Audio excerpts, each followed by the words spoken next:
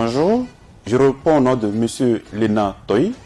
Je suis ingénieur des eaux et forêts, doctorat en sciences de gestion des organisations, actuellement président de l'association des lauréats étrangers du Maroc. En parallèle, je suis cofondeur de Afrique Compétences, une entreprise qui opère dans la digitalisation, la transformation digitale, la promotion de l'éducation en Afrique et bien évidemment dans l'organisation des conférences. Je suis également attaché consulat adjoint au sein de l'ambassade du Togo près le Royaume du Maroc. Je suis président d'Aslem.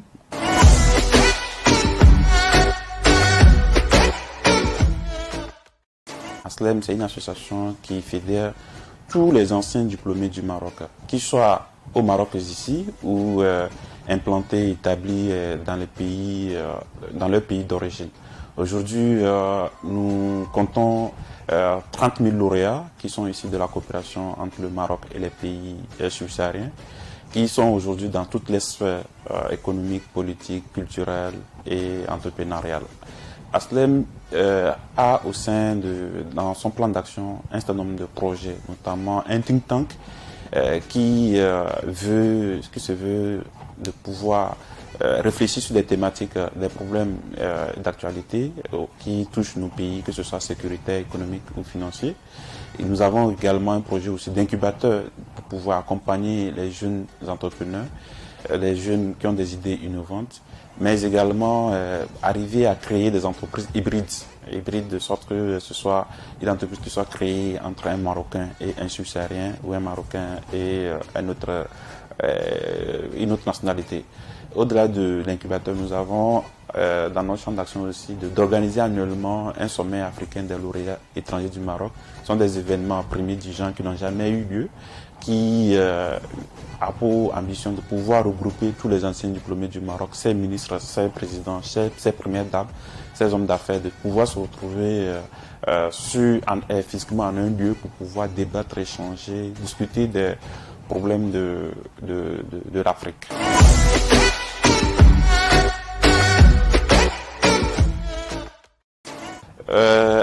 En coup de thème, nous avons un certain nombre de projets. Je commencerai par le Forum digital de la coopération universitaire qui a pour thème le futur de l'éducation et de la formation en Afrique, défis et perspectives, qui sera organisé entre Aslem et Afrique Compétences. Afrique Compétences, comme il a dit tantôt, c'est une structure qui est portée par le lauréat étranger du Maroc. Et nous avons certains partenaires, notamment l'Agence marocaine de coopération internationale et la Confédération des étudiants étrangers africains du Maroc, la CESAM, qui constituent des partenaires institutionnels. Et dans nos pays, nous avons des partenaires comme les associations des lauréats qui sont dans nos différents pays, qui vont s'approprier l'événement pour pouvoir le promouvoir, mobiliser les participants et aussi les invités aussi qui sont conviés à cette activité. Maintenant, à long terme, nous avons le sommet africain des lauréats étrangers du Maroc qui va s'organiser, l'incubateur va être implémenté, des formations et bien d'autres choses.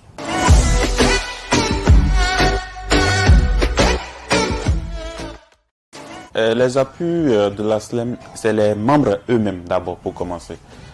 Je l'ai dit tantôt, Aslem a au sein de sa structure un certain nombre de membres qui sont aujourd'hui dans toutes les sphères, notamment des chefs d'État, des premières dames. Je parle en l'occurrence du président des îles Comores, la première dame du Tchad, des îles Comores également, des ministres, des premiers ministres, des anciens premiers ministres, des hommes d'affaires, des religieux bien évidemment, qui font vraiment la force d'Aslem.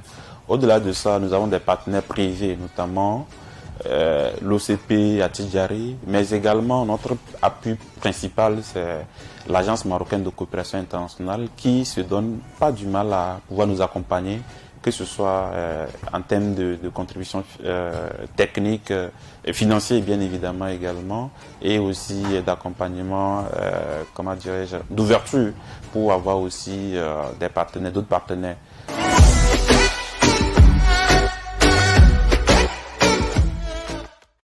Pour finir, je commencerai par demander à tout lauréat, toute personne qui a eu le diplôme au Maroc ici, qu'il soit au Maroc ici ou à l'étranger, de pouvoir adhérer à Aslem. Soit adhérer directement à Aslem, soit adhérer via les associations qui sont dans nos différents pays. Maintenant, en ce qui concerne le forum digital, inciter, inviter tout le monde à prendre part, parce que c'est une question qui touche tout le monde. Nous parlons de l'éducation, nous parlons des défis que l'Afrique a relevés en termes d'éducation, nous parlons des perspectives. Donc toute personne qui se sent concernée devrait participer, venir déjà suivre les débats, venir aussi poser des questions, contribuer de quelque nature que ce soit, afin que nous puissions contribuer ou répondre aux exigences de l'heure, aux problèmes de l'heure et contribuer au développement de notre cher continent, l'Afrique.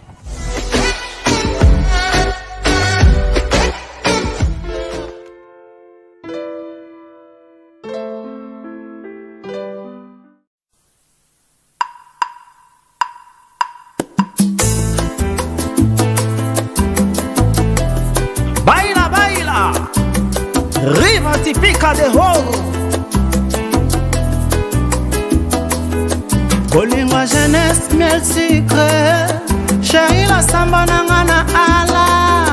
Apesa biso mikolo na mokilio.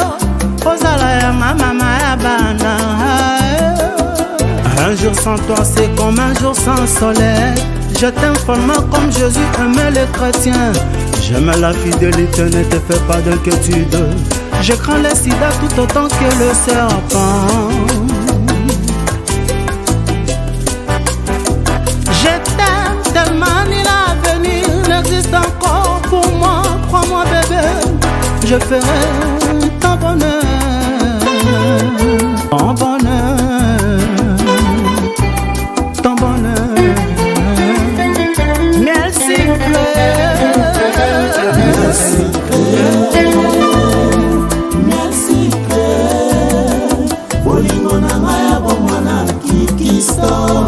Merci Kiki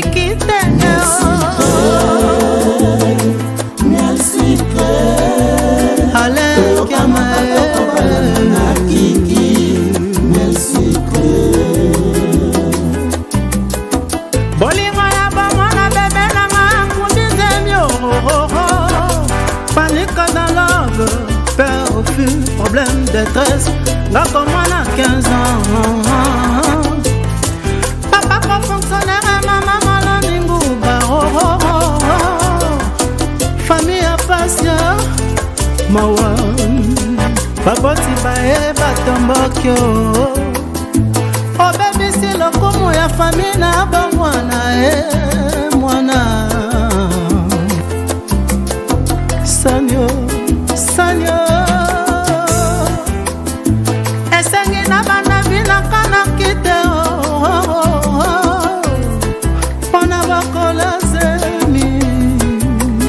chéri nanga merci Coco Umba toi sans Pemba.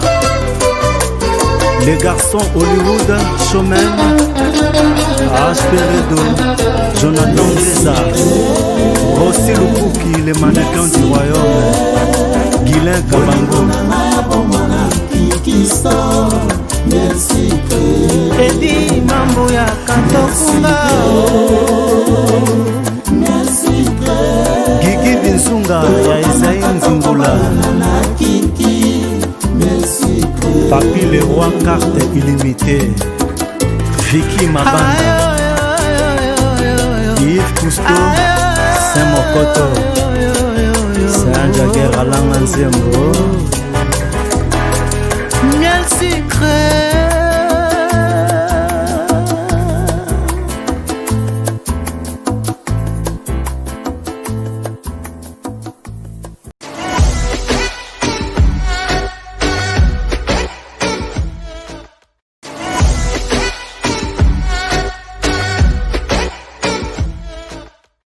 Je suis monsieur Omar Igbende, écrivain romancier de nationalité congolaise, République démocratique du Congo.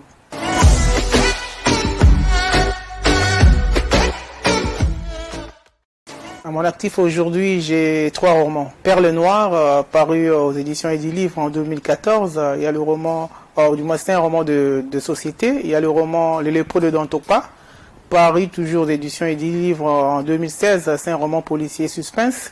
Il y a le 3e, c'est le roman La Révénante, paru toujours d'édition Edilivre cette année en juillet 2020. Si vous entrez sur le site de Fnac France, vous tapez mon nom, vous tapez le nom du livre, Perles Noires, et ça va sortir, vous pouvez passer votre commande, ou bien vous écrivez vous écrivez Perles Noires de Omar Igbende, ou bien vous écrivez seulement le titre du livre à la Fnac.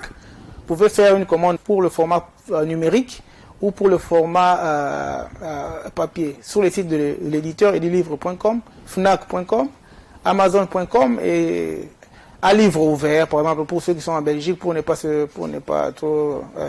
commander loin, à livre ouvert, il y a chapitre.com, il y a la Procure, en tout cas il y a plusieurs libraires qui vendent le livre.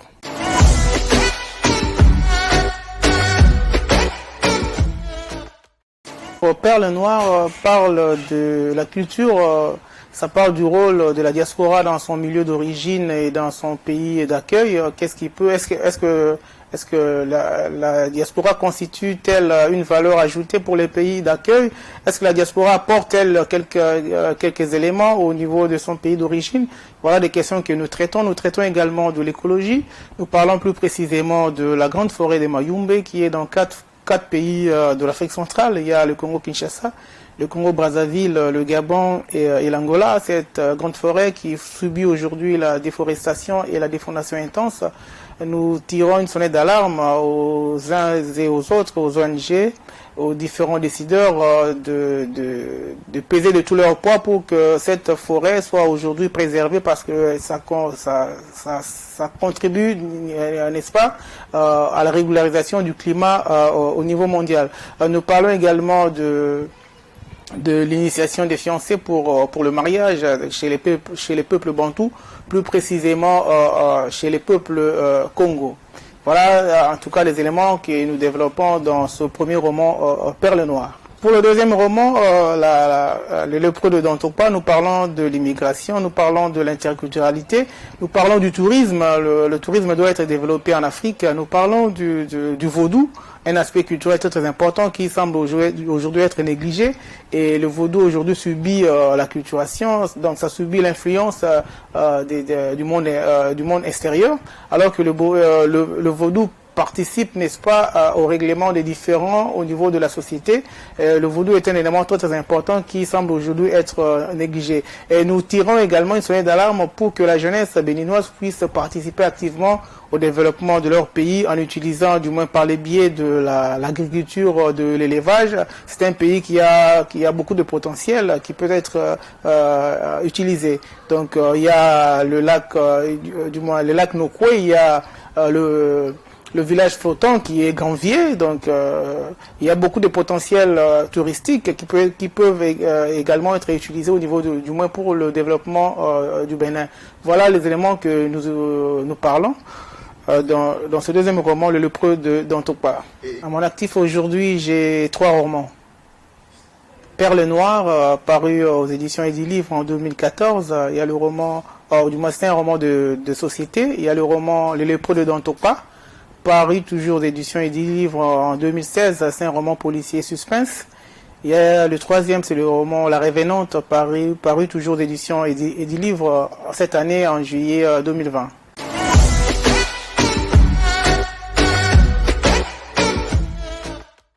Lorsqu'on parle de l'immigration, on voit seulement le côté péjoratif, c'est-à-dire les Africains traversent la Méditerranée pour aller en Europe, alors que cela n'est pas du tout vrai. Il y a également les Occidentaux qui viennent en masse, qui viennent à pied ici en Afrique. Il y a les Occidentaux qui sont des sans-papiers ici en Afrique. Nous avons eu la chance de les rencontrer dans plusieurs pays africains, là où nous avons eu à œuvrer. Donc voilà, les Occidentaux viennent également ici. Ça, c'est de l'immigration. Donc quand on parle de l'immigration, c'est pas seulement l'immigration clandestine des Africains qui vont en Occident. Alors, faut-il encore dire que les immigrés constituent une valeur ajoutée pour certains pays d'accueil? Cet aspect-là est vraiment négligé. On ne parle pas de ça, on ne parle pas de la valeur ajoutée des immigrés. On parle seulement du côté négatif des immigrés, surtout des immigrés africains qui vont en Occident. On ne veut pas parler des immigrés, du moins des occidentaux qui viennent en Afrique.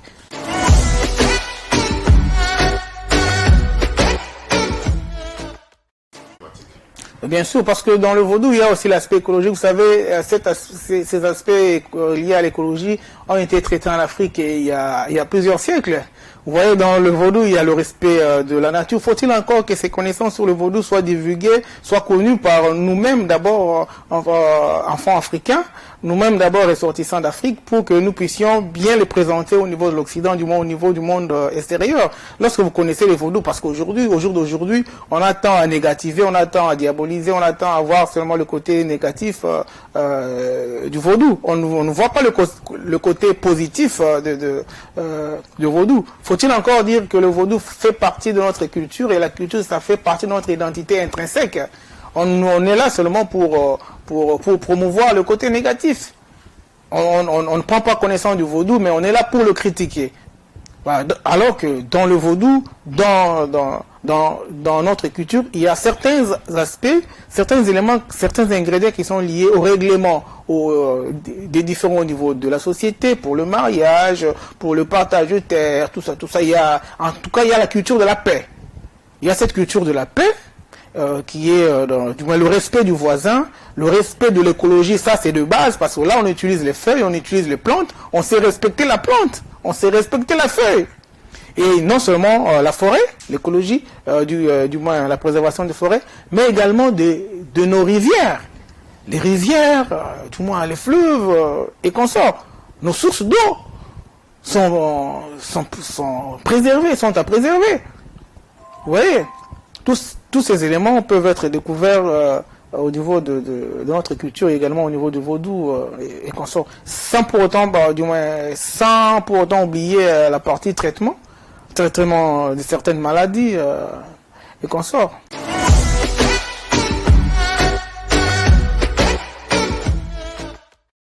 Voilà, culture et tradition du monde, c'est que nous devons puiser sur nos cultures et sur nos traditions pour nous retrouver nous-mêmes, pour qu'on puisse pas se perdre au niveau dans les chocs avec les autres peuples, parce que dans ce grand rendez-vous du donner et du recevoir, je crois, du moins je pense sans peur d'être contredit, que chaque peuple doit apporter quelque chose de soi-même.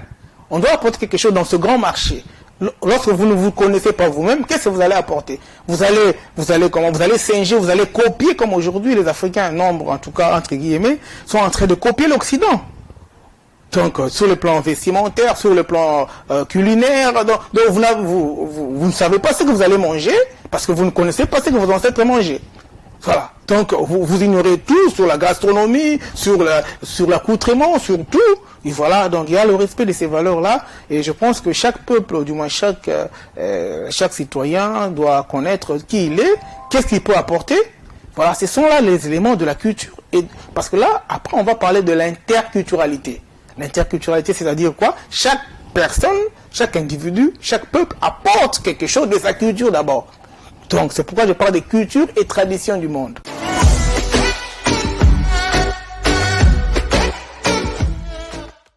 C'est l'éditeur qui m'a lancé dans le monde du livre. Il a publié d'abord mon premier roman, mon second et mon troisième. Ça marque la confiance. Et vraiment, j'ai remercié infiniment cette grande maison d'édition du livre de m'avoir publié, et je suis satisfait en tout cas de leur travail. On devient écrivain lorsqu'on a la passion de l'écriture, de la lecture, lorsqu'on a la passion de communiquer quelque chose. On ne met pas d'abord les finances. Ne mettez pas d'abord les finances, parce que nombreux sont ceux-là qui nous consultent. Non, vous gagnez combien, il faut faire ceci. Non. On ne met pas d'abord l'aspect financier. On met d'abord l'aspect travail, l'amour, du moins la passion pour l'écriture et la lecture, et également la passion de communiquer quelque chose. Et surtout, ça c'est très important, la passion pour une langue, pour la langue française. Nous aimons d'abord la langue française. On commence par là. Parce qu'il y a la façon de communiquer, la façon de transmettre ce message. Il faut d'abord avoir un amour profond envers la langue que vous allez utiliser comme outil de travail. La passion pour la langue française, l'amour pour la langue française. Nous aimons cette langue.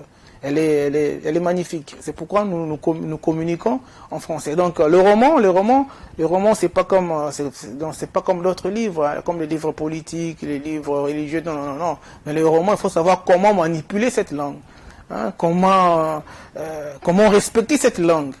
Ouais, donc avoir de la courtoisie envers cette langue. Il faut d'abord aimer la langue, là, cette langue, la maîtriser pour enfin commencer à écrire, pour ne pas écrire n'importe quoi, parce qu'il y a ce qu'on appelle, comment dirais-je, en langage beaucoup plus clair, il y a de la concurrence.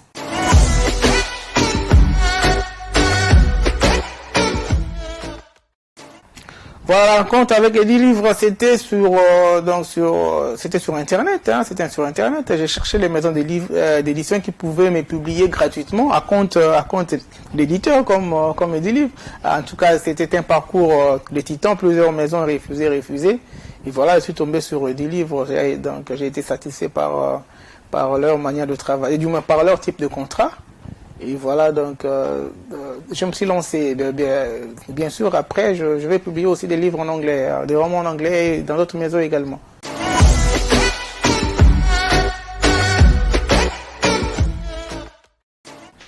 Voilà, nous formons une grande communauté de lecteurs et de lectrices. Vous savez, le roman, la lecture, ça, nous devons épingler ça, nous devons vraiment insister sur ça, parce que non, il y a des gens qui disent que non, les Africains ne lisent pas, les Africains ne lisent pas, les Africains ne lisent pas. La lecture, ça fait partie de l'information, également de la formation. Lorsque vous lisez, vous découvrez beaucoup de choses. Vous voyagez sans pour autant vous déplacer. Ça, c'est très très important. Donc, nous invitons les uns et les autres, les amoureux de la lecture, ceux ou celles pour qui le livre est un objet d'art, donc nous les invitons à nous lire, ils ne seront pas déçus. Hein. Donc nous sommes là, les livres sont là disponibles sur les librairies en ligne, vous pouvez les commander. Et prochainement, il y aura aussi, d'ici là, il y aura d'autres parutions. Cette année, c'était prévu 2 romans. Il y a un 4e qui est déjà presque prêt, qui sera publié au Canada. Mais vu cette histoire de Covid, ça a un peu retardé. On a même prévu un film documentaire.